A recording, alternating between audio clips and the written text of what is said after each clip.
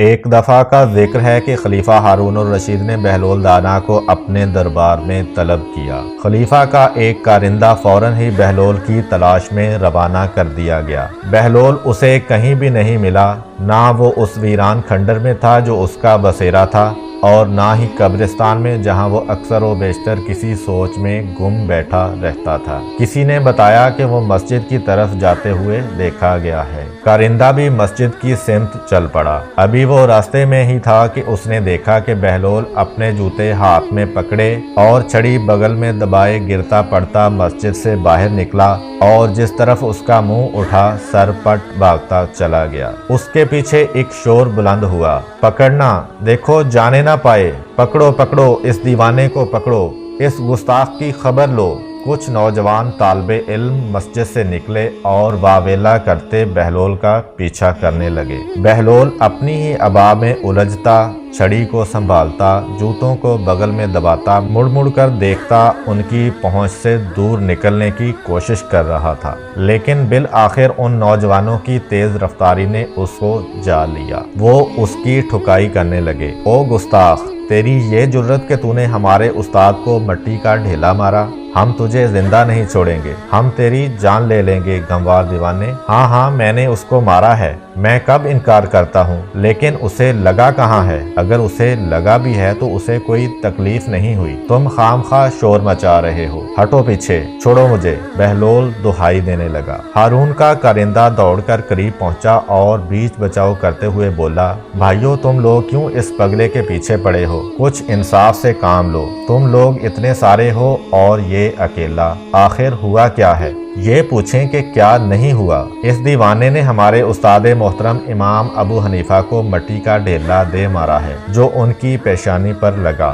ہم اس کو ہرگز نہیں چھوڑیں گے۔ وہ پھر بہلول کے گرد ہو گئے۔ ہارون کے کارندے نے انہیں روک دیا، مگر ہوا کیا تھا؟ کیا ان کے ساتھ بہلول کا کوئی جھگڑا ہوا تھا؟ ایک طالب علم بولا، کیا بات کر رہے ہیں آپ؟ ہمارے استاد محترم کی شان اس سے بالا تر ہے کہ وہ اس جیسے کے ساتھ جھگڑا کریں۔ وہ تو ہمیں معمول کے مطابق درس دے رہے تھے کہ یہ کم بخت نہ جانے کہاں سے نمودار ہو گیا اور ان کی پیشانی پر ڈھیلا کھینچ مارا۔ آپ درمیان سے ہٹ جائیں، یہ پاگل ہے یا دیوانہ؟ آج تو ہم اس کو ایسا سبق سکھا کر چھوڑیں گے کہ سارا پاگل پن بھول جائے گا۔ ایک لڑکے نے اپنی بات ختم کر کے پھر بہلول کی طرف دیکھ کر دانت کچکچائے۔ کیوں بہلول، کیا یہ لڑکے ٹھیک کہہ رہے ہیں؟ کارندے نے بہلول سے پوچھا۔ ہاں، میں نے اس کو مارا ہے، مگر اسے لگا تو نہیں، نہ ہی اسے کوئی تکلیف ہوئی ہے، پوچھ لو اس سے۔ میرے پیچھے کیوں پڑے ہو؟ بہلول نے بڑی بے نیازی سے جواب دیا۔ دیکھیے آپ نے اس کی ڈٹائی، استاد محترم پیشانی پکڑے بیٹھے ہیں اور یہ کہتا ہے کہ انہیں ڈھیلا لگا ہی نہیں، میں ابھی اس کا دماغ درست کرتا ہوں۔ وہ طالب علم پھر بہلول پر جھپٹا۔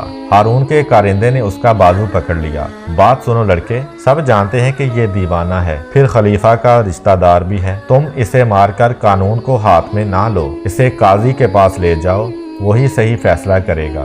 بات لڑکوں کی سمجھ میں آ گئی۔ وہ بہلول کو پکڑ کر قاضی کے پاس لے گئے اور اسے تمام ماجرا کہہ سنایا۔ تو بہلول بولا، ذرا اپنے استاد محترم کو بھی تو بلا لاؤ، مدعی کے بغیر تم دعویٰ کس طرح پیش کر سکتے ہو؟ بہلول درست کہتا ہے، تم اپنے استاد کو بلا لاؤ، کیونکہ مدعی تو وہی ہیں، پھر ہم دیکھ بھی لیں گے کہ ضرب کتنی شدید ہے۔ قاضی نے حکم دیا۔ طالب علم گئے اور امام ابو حنیفہ کو بلا لائے۔ بہلول نے قاضی سے کہا، قاضی جی، کیا میں ان لڑکوں کے استاد محترم سے بات کر سکتا ہوں؟ ہاں، شوق سے، قاضی نے اجازت دی۔ بہلول نے انہیں مخاطب کیا، میرے عزیز، میں نے تجھ پر کون سا ظلم کیا ہے؟ عجیب مسخرے ہو تم، ابھی تم نے سب کے سامنے میری پیشانی پر مٹی کا ڈھیلا نہیں مارا؟ ابو حنیفہ نے غصے سے کہا۔ تو بھائی، اس سے تجھے کیا فرق پڑا؟ تو بھی مٹی سے بنا ہے اور وہ ڈھیلا بھی مٹی کا تھا۔ ابھی تو خود ہی تو اپنے شاگردوں کو سمجھا رہا تھا کہ امام جعفر صادق علیہ السلام جو یہ فرماتے ہیں کہ ابلیس کو جہنم کا عذاب دیا جائے گا،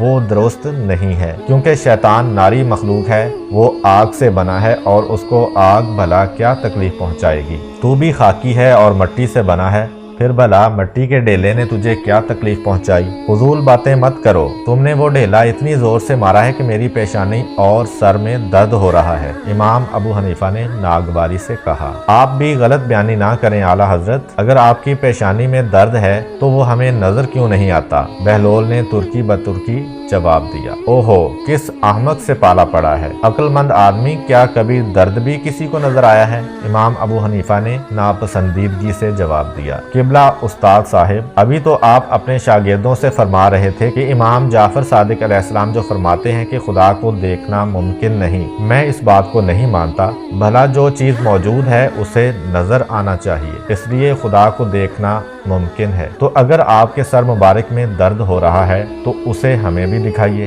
बहलोल ने शगुफ्तगी से कहा। इमाम अबू हनीफा जिच हो गए और काजी से बोले, काजी साहब, ये दीवाना तो यूं ही इधर उधर की हाँक रहा है, इसने सबके सामने मुझे पत्थर मारा है, आप गवाहियां लेकर इसे सजा दें और कार्रवाई खत्म करें। या हजरत, अगर मुझ नाचीज ने आपको मिट्टी का ढेला मार भी दिया है तो इसमें मुझ दीवाने की क्या तकसीर? अभी आप ही तो अपने शागिर्दों से फरमा रहे थे कि आपको इमाम जाफर सादिक अलैहिस्सलाम के इस कौल से भी इख्तलाफ है कि वो फरमाते हैं अच्छा या बुरा काम करने वाला खुद उसका जिम्मेदार है और इसके लिए जवाबदेह है, जबकि आप फरमाते हैं कि हर फेल अल्लाह की तरफ से होता है और बंदा इसका जिम्मेदार नहीं। इस लिहाज से ढेला मैंने आपको नहीं मारा, ये काम तो खुदा ने मुझसे करवाया है। अब भला मैं इस काम के लिए सजा का मुस्तहिक किस तरह ठहरा जो मैंने किया ही नहीं? खुदारा काजी साहब, आप ही इंसाफ कीजिए। इमाम अबू हनीफा लाजवाब से हो गए। काजी जो दोनों की दिलचस्प बहस से महसूस हो रहा था बोला, बहलोल ने अपना मुकदमा जीत लिया है। बहलोल ने इत्मीनान का गहरा सांस लिया, पाँव में जूते पहने और अपनी छड़ी संभाल कर अदालत से बाहर निकल आया। वो अपनी धुन में बुड़बुड़ा रहा था, आले मोहम्मद सल्लल्लाहु अलैहि वसल्लम की तकरीब करने वालों को मुंह की खानी पड़ती है, उलूम अहले बैत को जुटलाने वालों के मुकद्दर में जीत नहीं।